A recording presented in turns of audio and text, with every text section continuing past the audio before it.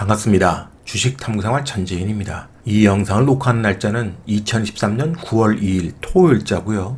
이번 시간에는 삼성전자가 엔비디아의 HBM3를 공급할 것이라는 기대감으로 하나마이크론이 상한가를 가는 기염을 토하고 있습니다. 오늘은 이 내용에 대해서 살펴보는 시간을 갖도록 하죠. 먼저 시황을 좀 살펴보면 금주엔 여러가지 경제지표가 발표됐는데 8월 ADP의 민간 고용 보고서가 발표됐습니다. 16만 7천 건 증가로 나타나면서 20만 건을 하회했다는 소식으로 고용시장이 꺾이면서 이제 금리 인상은 어렵겠구나 이런 기대감이 시장에 반영됐었고요. PC 물가지수도 발표됐는데 개인소득이 0.3% 증가해서 0.2% 증가로 증가폭이 감소됐고요. 증가폭이 감소한 반면에 개인 소비 지출은 0.6% 증가해서 0.8% 증가로 오히려 증가폭이 더 커졌습니다. 그러니까 여전히 뜨거운 소비 시장을 보여주고 있어요. 그런데 PC 물가지수의 헤드라인 수치를 보면 0.2% 증가, 0.2% 증가 거의 동률이죠. 또 근원 PC 같은 경우도 0.2% 증가, 0.2% 증가로 크게 늘지 않았습니다. 하지만 전년 동월 대비해서는 헤드라인 수치가 3%에서 3.3%, 근원 PC가 4.1에서 4.2%로 역시 CPI처럼 하락하다가 반등하는 그런 모습을 보였단 말이에요. 그런데 이런 것도 시장이 어느 정도 다 전망했던 전망치에 부합했기 때문에 시장에서 큰 악재로 작용하진 않았습니다. 그리고 우리 시간으로 금요일 밤 어제 저녁이었죠. 비농업 부문의 고용지표가 발표됐는데 8월에 18만 7천 건 찍으면서 예상치에 충분히 부합을 했었고 실업률이 3.8%로 높아져서 모처럼 기대치를 좀 나타냈습니다. 사실 실업률이 높아졌다는 것은 좋은 게 아닌데 연준이 바라는 게 그쪽이기 때문에 시장은 좋아했다는 거예요. 그리고 고용이 반등을 했지만 아직 20만 건 이하였기 때문에 나쁘지 않은 수준으로 평가가 된 거고요. 그리고 노동 참여율이 모처럼 증가를 했습니다. 62.6%에서 62.8%로 0.2%포인트 증가했는데 작년 동월은 62.3%였기 때문에 작년 동월 대비해서는 크게 증가한 모습을 보실 수 있죠. 그러니까 노동 참여율이 증가했다는 부분에서 시장은 상당히 긍정적으로 해석했습니다. 하지만 주간 평균 노동시간이 34.3시간에서 34.4시간으로 증가하면서 주간 평균 노동임금이 전월 대비해서는 증가폭이 좀 컸습니다. 그래서 여전히 노동시장이 꺾였다고 보기에는 좀 애매하죠. 그런 부분들이 연준이 금리를 인상하기는 부담스럽지만 금리 인하는 더 부담스러운 수준이 되는 거니까 너무 환호할 필요가 없는 거죠. 그리고 WTI 가격이 이틀 연속 급반등을 했습니다. 그래서 정고점을 돌파를 해버렸어요. 이렇게 유가가 급등한 배경에는 사우디를 비롯한 오펙에서 9월 감산 조치가 마감되는 게 아니라 연말까지 연장될 것이다. 이런 전망이 나오면서 급등한 거예요. 그러니까 중국 경기 침체 우려에도 불구하고 지금 유가에 베팅하는 세력들은 감산을 빌미로 유가를 계속 띄우려고 하는 그런 모습을 보여주고 있습니다. 그러면 하반기 인플레이션에 대한 부담이 계속 남잖아요. 이런 것들이 시장이 추가 상승하기에는 부담스러운 부분이 될 겁니다. 자, 그래서 10년 만기 미 국채금리도 양호한 고용지표하고 PC 물가지수가 발표됐는데도 오히려 반등을 했어요. 4.181%를 지금 찍고 있는데 만약에 추가적으로 반등해서 이렇게 전고점으로 다가서면 주가는 반대로 움직이겠죠. 채권금리가 떨어지면서 주가가 반등한 거니까 다시 오르면 주가는 조정 보인다 이렇게 생각하면 되겠죠. 그래서 채권이 수급 부담도 같이 안고 있기 때문에 다시 4%를 깨고 밑으로 확 떨어질 가능성도 지금은 많지 않습니다. 그래서 제일 좋은 시나리오는 더 튀지 않고 박스권에 갇히기를 바라는 게 제일 좋은 시나리오인데 그렇게 될지는 계속 추적을 해봐야 되겠죠. 조금 전에 보신 채권 시장의 흐름처럼 채권 시장이 조정 나오니까 오히려 나스닥 시장은 반등이 나왔습니다. 물론 엔비디아 효과를 또 톡톡히 봤고요.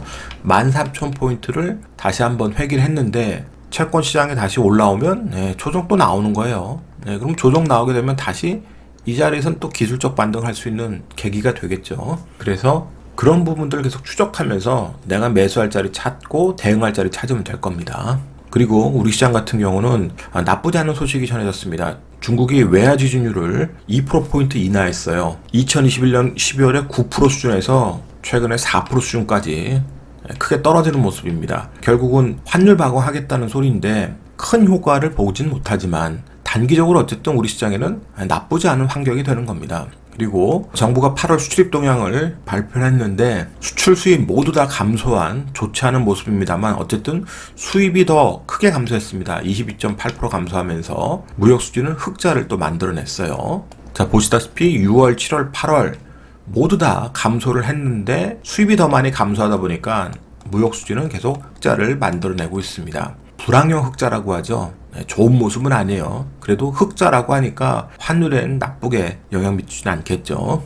그 중에서 반도체가 전년 대비해서 여전히 부진한 모습, 그리고 석유 제품 같은 경우도 35.3%가 감소하면서 부진한데 그럼에도 반도체가 좋은 건 회복세를 보여주고 있기 때문에 그렇습니다. 자, 8월 같은 경우 전월 대비해서 15% 증가했고요. 올 초부터 추세를 보면 올 초 정말 박살 났다가 꾸준하게 반도체 수출액이 증가하는 모습을 보실 수 있습니다. 이게 연말까지 이어질 거다라는 기대감이 있기 때문에 하이닉스라든지 삼성전자가 조정 나오면 반등할 수 있는 모멘텀이 될 겁니다. 그리고 여기에는 DDR5하고 특히 최근에 이제 가장 큰 관심을 받고 있는 HBM 부분, 이쪽의 수요 확대로 인해서 다시 꺾이지 않고 최소한 유지하면서 추가 반등을 노릴 거다. 이런 기대감이 지금은 시장에 더 많다고 보여져요. 자, 그래서 이런 부분들이 반영되면서 다행히도 환율이 고점대에서 더 치고 가지 않고 조정을 보이고 있습니다. 하지만 아직도 1,300원대에 머물고 있기 때문에 안심하긴 이르고요. 언제든지 환율이 튄다면 우리 지수는 또 요동칠 수 있으니까 그 부분은 계속 추적을 하셔야 됩니다. 자, 코스피 지수 나스닥과 비슷한 수를 계속 보여주고 있죠. 자, 2,500대 찍고 반등을 쭉 했습니다만 나스닥 조정 나오면 다시 조정 나오는 거고, 그러면 2,500대에서는 또 좋은 긍정적 흐름을 보이겠죠. 금요일장 아쉬웠던 것은 삼성전자가 무려 6%대 급등을 했는데도 지수는 0.19% 올랐습니다. 그러니까 삼성전자 수급 쏠리고 나머지 박살났다는 소리잖아요. 근데 이런 수급 현상이 지속이 되면 삼성전자가 선방을 해도 지수는 크게 오르지 않을 가능성이 많다는 거니까 그런 부분을 감안해서 선별적인 전략을 짜셔야 될 거고, 코스닥은 그에 비해서는 좀 더 반등이 세게 나온 편이죠. 900대 다 회복했는데 역시 나스닥 조정 나오면 언제든지 조정 나올 수 있다. 이걸 감안하면서 대응 전략 짜야 되겠죠. 그러면 오늘 주제인 하나마이크론에 대해서 살펴보겠습니다. 자, 한국경제신문이 단독 보도한 건데요. 엔비디아를 뚫어냈다. HBM3 공급하기로 합의했다는 내용인데요. 삼성전자에서는 공식적으로 나온 건 아니고요. 이런 기대감이 나온 것은 뭐 당연한 논리겠죠. 엔비디아 입장에서 지금 하이닉스가 독점적으로 HBM을 공급하고 있는데 공급처 다변화 전략을 쓰지 않겠습니까? 그러면 그런 기술력을 갖고 있는 삼성전자가 필요한 거고, 충분히 그런 분들이 시장에 공감을 사고 있는 거죠. 그래서 저것이 만약에 늦춰진다거나 취소된다거나 이런 소식들이 나오지 않는 이상은 계속 시장 수급이 관심을 갖고 형성될 가능성이 높습니다. 그래서 더 꾸준한 추적이 필요한 거고요. 하나마이크론 같은 경우는 반도체 후공정 전문 기업이고요. 그리고 하나머티리얼즈를 보유하고 있죠. 반도체 식각 장비하고 실리콘 파츠를 담당하고 있고 매출 비중은 7대3 정도 됩니다. 그리고 이베스트 투자증권에서 전망한 실적 전망을 보면 올해 매출이 1조 1200억 정도, 영업이익은 980억 정도로 전년 대비해서는 조금 부진할 거라고 예상을 하고 있고요. 그런데 내년도에는 베트남 법인의 큰 성장으로 인해서 영업이익이 2260억 찍을 거다. 이런 전망을 하고 있습니다. 만약에 이 전망치대로만 간다 그러면 지금 역사적 신고가를 쓰고 상한가를 갔지만 시총이 1조 3천억이란 말이에요. 그러면 저평가라고 오히려 볼 수 있겠죠. 전제 조건은 이렇게 실적이 가야 된다는 거, 전제 조건. 그런데 그럴 가능성이 충분히 있다라고 시장은 판단하는 것 같습니다. 자, 베트남 법인이 2022년도에는 470억, 올해는 무려 3,700억의 매출이 지금 기대되고 있고 내년에는 6,900억입니다. 그러니까 엄청난 속도로 성장하는 거잖아요. 올해 이 정도만 찍어도 내년도에 충분히 가능하지 않을까 이렇게 보는데 계속 추적은 해봐야 되겠죠. 그래서 최근 기관과 외국인들이 서로 물량을 주거니 받거니 하면서 주가를 방어를 했고 금요일장에는 무려 상한가를 보냈습니다. 외국인들이 200만 주나 샀어요. 그리고 8월 29일부터 외국인들하고 기관이 쌍끌이 들어왔었는데 외국인들이 더 많이 샀죠. 그래서 8월 29일부터 9월 1일까지의 외국인들 매수 평단가가 23,900원 정도 나옵니다. 만약에 채권 금리가 요동치면서 기술적 조정이 외국인들 큰 매도 없이 24,000원 정도까지 조정이 나온다 그러면 좋은 기회가 되겠죠. 만약 조정 나올 때 외국인들이 다시 뭐 샀던 물량 200만 주, 300만 주 뭐 이렇게 팔아버리면 의미가 없습니다만, 그렇지 않고 외국인들이 소량의 물량으로 조정이 나오면 아주 땡큐인 그런 자리가 될 겁니다. 그러면 차트를 통해서 주가의 위치와 전략을 생각해보죠. 자, 하나마이크론이 최근에 고점대에 대한 부담을 안고 움직였었는데 주가가 반등하기 시작하다가 재료가 나오고 결국은 상한가를 갔습니다. 대량 거래 수반했고요. 앞으로 좀 땡겨보면 올 초에 주가가 지지부진하다가 큰 폭의 상승 났을 때 대량 거래가 있었고 중간중간에 한 번씩 대량 거래가 나왔습니다. 그러니까 거래량이 계속 장악되면서 올라왔다는 것도 중요하고요. 이 자리가 또 역사적 신고가 자리이기도 합니다. 그러면 이렇게 역사적 신고가 자리에서 추가적으로 상승해서 고공전투가 나온다 그러면 그 고공전투의 저점을 노리면 되겠지만 그렇지 않고 시장 여건에 의해서 조정이 나온다 그러면 역시 24,000원짜리는 아주 좋은 눌림목의 자리가 될 수 있는 거니까요. 중심균형가 자리이면서도 전고점의 자리하고 맞닿아 있고 그리고 최근 수급이 좋았던 외국인들의 평단가랑 근처에 있고 그런 부분들을 생각하면서 매매 전략을 짜시면 될 것 같고요. 지난주에 설명드렸던 한미반도체가 기술적으로 반등할 구간에서 또 반등을 줬습니다. 그런데 이 반등이 이 종목 자체의 반등보다는 엔비디아가 급반등했기 때문에 같이 반등한 거잖아요. 그래서 조정 나올 때 엔비디아가 조정폭이 커지면 앞전에 이런 좋은 기술적 자리들은 쉽게 또 깨질 수 있는 겁니다.